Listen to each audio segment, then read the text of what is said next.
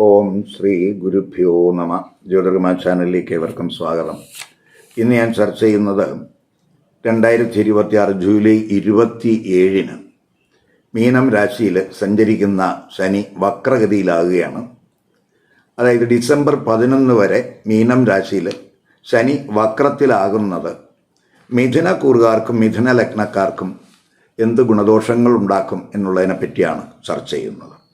ഇപ്പോൾ മിഥുനക്കൂറുകാരെന്ന് പറയുമ്പോൾ മകയിരം നക്ഷത്രത്തിൻ്റെ അവസാനത്തെ 2 പാദം, തിരുവാതിര, പുണർതം നക്ഷത്രത്തിൻ്റെ ആദ്യത്തെ 3 പാദത്തിൽ പെടുന്നവരാണ്. ഇപ്പോൾ മിഥുനക്കൂറുകാർക്കും മിഥുന ലഗ്നക്കാർക്കും ശനി അഷ്ടമഭാവാധിപനാണ്, അതുപോലെ ശനി ഭാഗ്യഭാവാധിപനുമാണ്. അപ്പോൾ 8ഉം 9ഉം ഭാവാധിപനായിട്ടുള്ള ശനി ഇപ്പോൾ 10ൽ സഞ്ചരിക്കുകയാണ്. ജൂലൈ 27 മുതൽ കർമ്മസ്ഥാനത്ത് സഞ്ചരിക്കുന്ന ശനി വക്രത്തിലാകുന്നു. ഡിസംബർ 11 വരെ ആ കർമ്മസ്ഥാനത്ത് ശനി വക്രത്തിലാകുന്ന സമയമായിരിക്കും. ആ വക്രശനി എന്ന് പറയുന്നത് പ്രത്യേകിച്ച് ഈ കൂറുകാരുടെ 4, 7, 12 ഭാവരാശികളിൽ ദൃഷ്ടി ചെയ്യുന്ന സമയം കൂടിയാണ്. നമുക്ക് ഈ സമയത്ത് പ്രത്യേകിച്ച് 7ഉം 10ഉം ഭാവാധിപനായിട്ടുള്ള ഗുരു, അപ്പോൾ 7ഉം 10ഉം ഭാവാധിപനായിട്ടുള്ള ഗുരു ധനസ്ഥാനത്ത് ഉച്ചരാശിയിൽ നിൽക്കുന്ന സമയമാണ്. അവിടെ നിന്ന് ആ ശനി, ആ ഗുരു 10ലേക്ക് ദൃഷ്ടി ചെയ്യുന്നുണ്ട്. അപ്പോൾ 10ാം ഭാവരാശിയിൽ ശനി വക്രസ്ഥിതിയിലാകുന്നതിൻ്റെ ആ ദോഷങ്ങൾ പരിഹരിക്കുന്നതിന് കർമ്മഭാവാധിപനായിട്ടുള്ള ഗുരു കർമ്മസ്ഥാനത്ത് ദൃഷ്ടി ചെയ്യുന്നത് സഹായകമാകും എന്ന് തന്നെ പറയാം.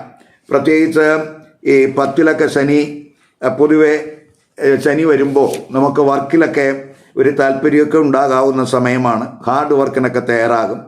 ഉത്തരവാദിത്വ ബോധമൊക്കെ കൂടുന്ന സമയം എന്ന് പറയാം. തൊഴിലിടത്തൊക്കെ ഒരു അച്ചടക്കമൊക്കെ നമുക്ക് പ്രതീക്ഷിക്കാവുന്ന സമയമാണ് 10ലൊക്കെ ശനി സഞ്ചരിക്കുമ്പോൾ. അപ്പോൾ നമുക്ക് ചിലരെ സംബന്ധിച്ചിടത്തോളം അവരുടെ ചുരുങ്ങിയ സമയത്തിനുള്ളിൽ ഇപ്പോൾ ചിലപ്പോൾ വർക്ക് ചെയ്ത് തീർക്കേണ്ടതായിട്ടൊക്കെ വരുന്ന ഒരു സ്ഥിതിയൊക്കെ ആ 10ലെ ശനിയെ കൊണ്ടുണ്ടാകാം.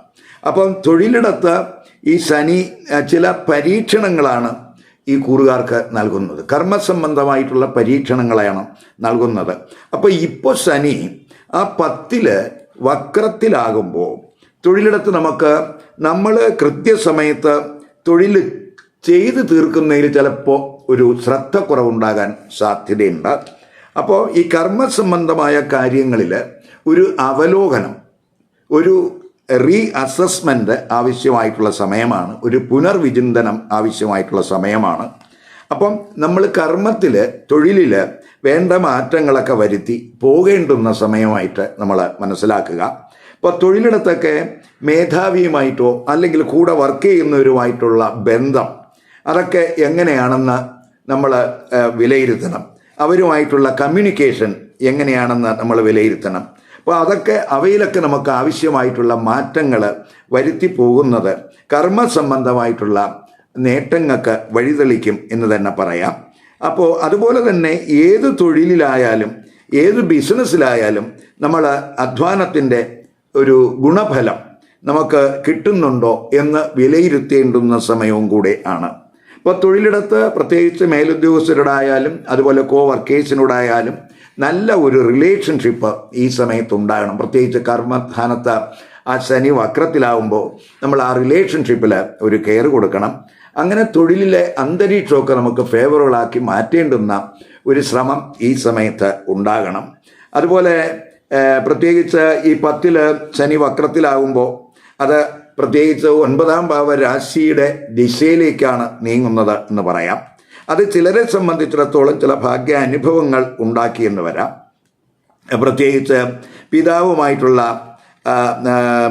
ബന്ധം, അതുപോലെ തൊഴിലിടത്ത് മേധാവിയുമായിട്ടുള്ള ബന്ധം, ഇതൊക്കെ നമുക്ക് അതൊക്കെ ഗുണകരമാക്കി മാറ്റുന്നതിനൊക്കെ നമ്മൾ ഈ സമയം വിനിയോഗിക്കണം.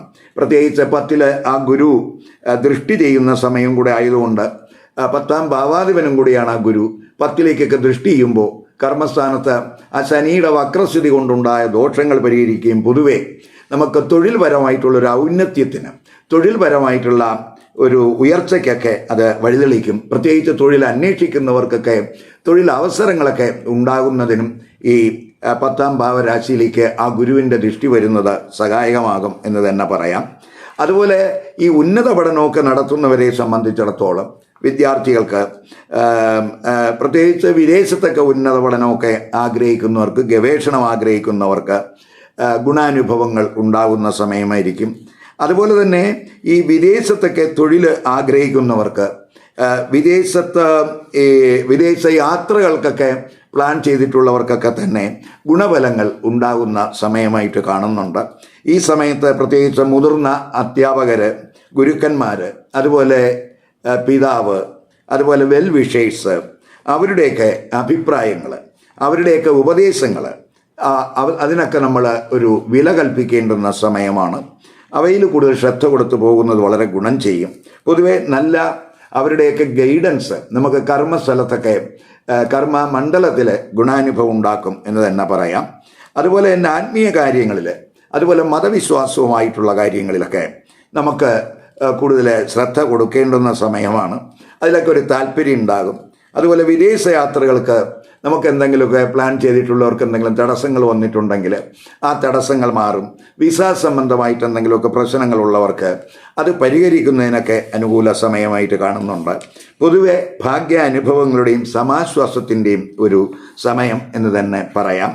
അപ്പോൾ ഈ ശനി ഈ അഷ്ടമ ഭാവാധിപനും കൂടിയാണ്. അപ്പോൾ നമുക്ക് ഇൻഹെറിറ്റൻസ് റിലേറ്റഡ് ആയിട്ടുള്ള, അതുപോലെ ടാക്സ്, ഇൻഷുറൻസ്, അവയുമായിട്ടുള്ള ബന്ധപ്പെട്ടുള്ള ചില ഇഷ്യൂസൊക്കെ ചിലപ്പോൾ ഈ സമയത്ത് ഉണ്ടായെന്ന് വരാം. അവിടെ ശ്രദ്ധിക്കണം. ഇപ്പോൾ ഗവേഷണത്തിൽ നമുക്ക് മുമ്പ് വന്ന തടസ്സങ്ങൾ വീണ്ടും വരാതെ നമ്മൾ നോക്കണം. അതുപോലെ സ്പെക്കുലേറ്റീവ് ബിസിനസ്സിലൊക്കെ ഒരു കെയർ വേണ്ടുന്ന സമയമാണ്.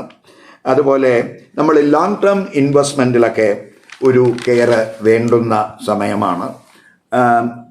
ശനി 4-ലൊക്കെ ദൃഷ്ടി ചെയ്യുന്നുണ്ട്. അപ്പോൾ പ്രത്യേകിച്ച് കുടുംബത്തിലൊക്കെ കമ്മിറ്റ്മെൻറ്റ് കുറയാതെ നോക്കണം. കുടുംബത്തിൽ ഉത്തരവാദിത്തങ്ങൾ വിലയിരുത്തി പോകേണ്ടുന്ന സമയമാണ്. അതുപോലെ കരിയർ തലത്തിലും ഉത്തരവാദിത്തങ്ങൾ കൂട്ടേണ്ടുന്ന സമയമാണ്. ഫാമിലി ലൈഫ് നമ്മുടെ കരിയർ ലൈഫിൽ ബാധിക്കാതിരിക്കാൻ ശ്രദ്ധിക്കണം. അതുപോലെ തന്നെ നമുക്ക് ഈ പ്രോപ്പർട്ടി റിലേറ്റഡ് ആയിട്ട് എന്തെങ്കിലുമൊക്കെ ട്രാൻസാക്ഷൻ ഇപ്പം നടത്തുന്നവർ അല്പം കെയർ വേണം. അതുപോലെ തന്നെ നമുക്ക് പ്രത്യേകിച്ച് മാതാവിനോടുള്ള ഈ കർത്തവ്യങ്ങളൊക്കെ നിർവഹിക്കുന്നതിൽ കുറവ് വരാതെ നോക്കണം.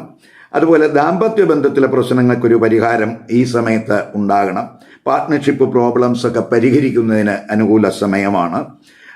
അതുപോലെ തന്നെ ഈശ്വരചിന്ത കൂട്ടുന്നത് ഈ സമയത്ത് ഗുണം ചെയ്യും.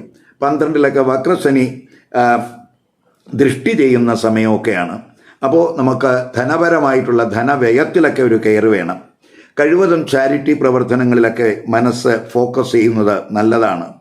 അതുപോലെ മുതിർന്നവരെയൊക്കെ കെയർ ചെയ്യുക. അതുപോലെ നമുക്ക് സ്പിരിച്വൽ തലത്തിലൊക്കെ കൂടുതൽ ശ്രദ്ധ കൊടുക്കുക. ഇതൊക്കെ നമുക്ക് പ്രത്യേകിച്ച് ഈ സ്ലീപ്പിംഗ് പ്രോബ്ലം അങ്ങനെയൊക്കെ എന്തെങ്കിലുമൊക്കെ പ്രശ്നങ്ങളുള്ളവർക്ക് അത് പരിഹരിച്ചു പോകുന്നതിനൊക്കെ സഹായകമാകും എന്ന് തന്നെ പറയാം. ഈ വീഡിയോ ഇഷ്ടപ്പെട്ടുവെങ്കിൽ ലൈക്ക് ചെയ്യുക, ഷെയർ ചെയ്യുക. അതുപോലെ സബ്സ്ക്രൈബ് ചെയ്യാത്തവർ സബ്സ്ക്രൈബ് ചെയ്ത് കാണുക. മറ്റൊരു പുതിയ വിഷയമായി അടുത്ത വീഡിയോയിൽ കാണാം. നമസ്കാരം.